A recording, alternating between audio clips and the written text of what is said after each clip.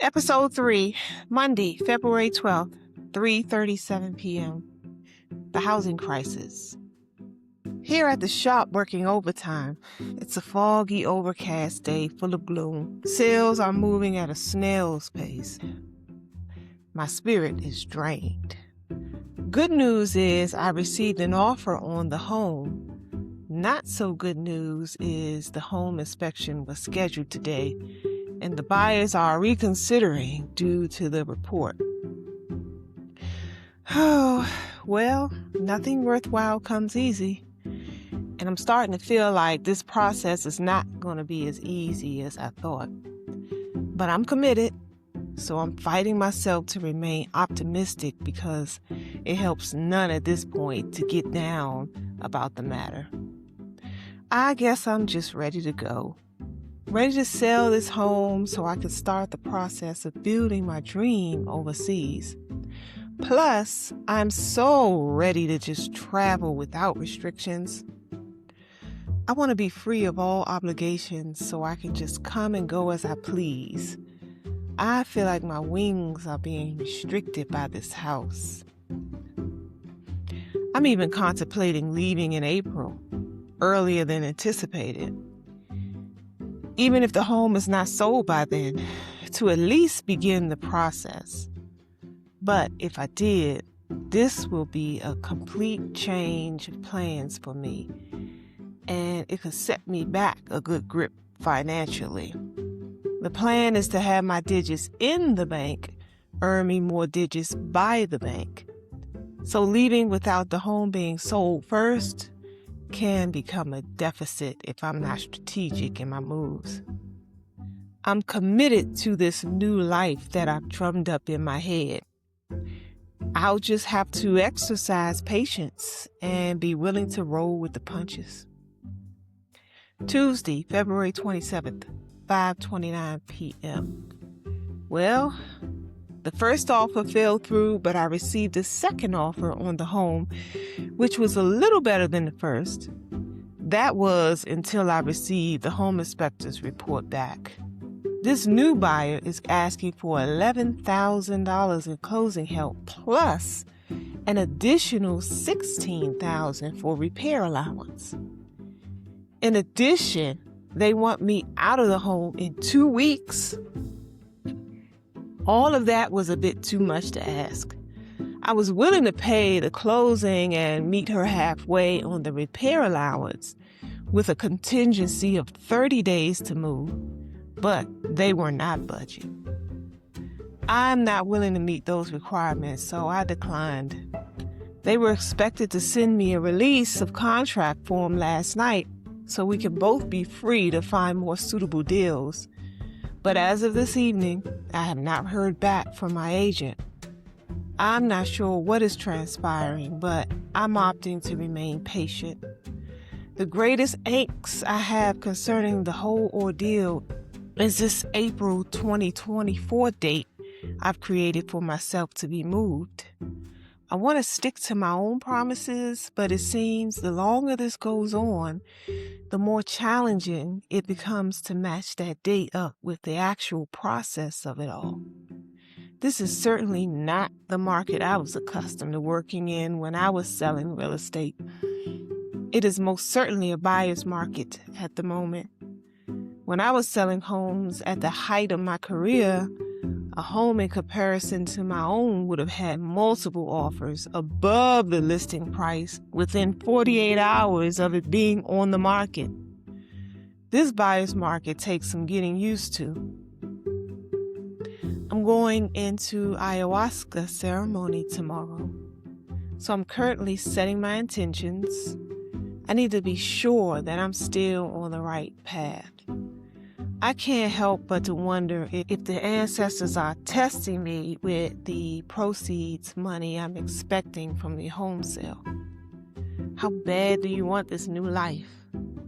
This question keeps rolling over again and again in my head. Am I being selfish and greedy? Was I supposed to accept that last offer with all its terms? Am I being too dependent on this dollar? Am I placing the money above my faith in the Most High? I'm grappling with these thoughts. I'm certain to gain more clarity tomorrow, though. I'm looking forward to speaking with the other side because I'm a bit perplexed. I need to be sure about what I'm doing here. My mom and sisters were here for the weekend. I had to come clean to them about my plans on moving. I was holding them close to my chest because the last go-round, my brother attempted to talk me out of it. I really just didn't want to hear any opposition to my plans, so I kept it quiet. But I had to explain to them why they had to keep the home neat and tidy for the home inspection that was happening the same weekend. They took it better than I anticipated. Maybe because I expressed to them why I didn't tell them. So they were a little more cautious as to their own responses. I really don't like when people challenge my thoughts and ideas based on their own fears.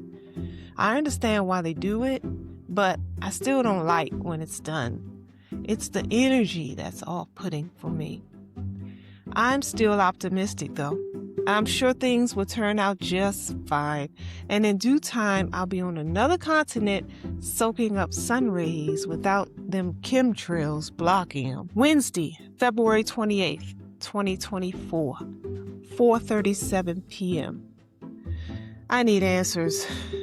I'm going into ayahuasca ceremony this evening because I need answers from the other side. I've been juice fasting all day so that my vessel can be clear. I feel fine about walking away from the real estate deal that just crossed my table, but I need to know that I'm still walking in step with the ancestors. I'm sure they will give me clarity as they always do. I feel so blessed to be supported in this way. I don't ever intend to let them down, so I'm going in just to be sure we're all on the same page moving forward. Raquel is joining me in ceremony. It seems that our steps are aligned these days. Not similar, but aligned. I notice how the spirits will attach you to other souls who also need support. I guess it's their way of comforting us as we each do this work. It appears as though I'll be here in America for a little longer than I initially planned. Unless something else comes up soon, I'm questioning if the sale of this home is even in the cards. I love my home. I don't really want to sell it, but I will if it requires me to get one step closer to my destiny. I just need to be sure because when I first went into this home selling process, I just knew it would be an easy breezy task. But here I am, 6 weeks and 3 offers later, and I'm still at square one. I'm worrying a little bit about Nija. I keep attempting to assure her that I'm not gone forever, and the sacrifices I'm looking to make will benefit her in the near future as well. I think she understands all of this, but is still not thrilled. She says she feels like she's being left here all alone. I understand how she must feel, and I reiterate to her every time that she is free to come with me, and it will be a good move for her, but it's hard to sell someone else a dream that they've never laid eyes on. So we settle on the idea of me going over and getting things situated, and then she and Zizi, my grandbaby, coming over for a couple of weeks just to feel the place out. I really hope she falls in love with Tanzania the same way I have. It would be so comforting to have them both there with me permanently. I really would love it if Zizi went to school in Africa. I really think it would advance her tremendously in life to have access to the African culture in this way. This is a once-in-a-lifetime opportunity, and I'm dead set on not blowing it. I just need confirmation that I'm still on the right path. This home selling process is throwing me off a bit. Lamont, my ex, has been supportive, I've been spending a lot more time with him as of late. When I think about our relationship over the course of 24 years, it's been our friendship that sustained us. He's really been making an effort to be more present for me, and I appreciate it because it's not his typical response. I think he, just as much as I, have grown more comfortable with being outside of the relationship than in it. I'm not bothered by this, though. I rather like where we are these days. He has his own space, and I have mine. We get together on occasions and learn to cook different meals. We go to concerts and out to eat occasionally. We've learned to maintain our friendship above all else. Thursday, February 29th, 7:36 p.m. Ceremony last night was purifying. I don't think I've ever cried so much in my life. Raquel and I both were in the same energetic field. We both cried and cried and cried.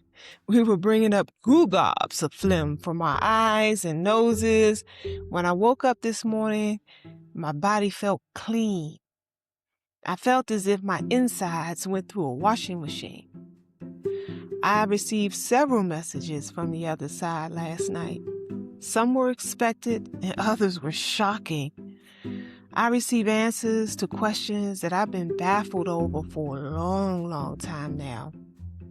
I also received reassurance that I'll be just fine. I've been instructed to keep moving forward and to be patient with the process.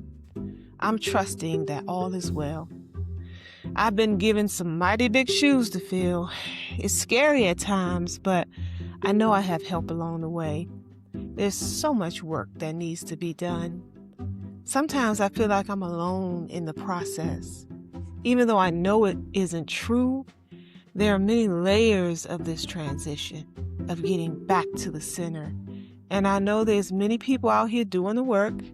It just feels lonely at times to have all this information in my head that is not widely accepted. Knowledge that I can't share openly because others will not understand and only think of me as crazy. It's a burden and a gift to carry, the yin and the yang. Nothing is by chance, not even the colors of the clothes we choose to wear each day. All things have meaning and purpose, even that which we are not consciously aware of. We are surrounded by energetic power. Even our shadows hold memory. I took this day to reflect on all that was given to me last night. I didn't leave the house. I didn't accept any phone calls. I essentially took almost a full day to just rest and think. My conclusion is that this life is filled with movement, highs, lows, seasons, peaks and valleys, uncertainties and assurances, joy and pain. The key is to keep moving forward without losing sight of the present. Appreciate the moments of peace and quiet, like today, because this too shall pass away soon. All is well, currently. You have just reached the end of episode 3. Thank you for listening this far. This podcast series is only just beginning. If you are enjoying the diary and would like to continue listening uninterrupted, Patreon community by logging on to patreon.com/alquamar. That's patreon.com/ALQAMAR. There's one more free episode coming up before we move the diary behind a paywall. We ask for a very minimal fee of only $5 per month. Your contribution to the page goes toward helping to pay the bills that keep this platform active. Don't forget to like and subscribe. Tell a friend about what we are doing here. See you next week for another episode of Moving to Tanzania from America. Peace.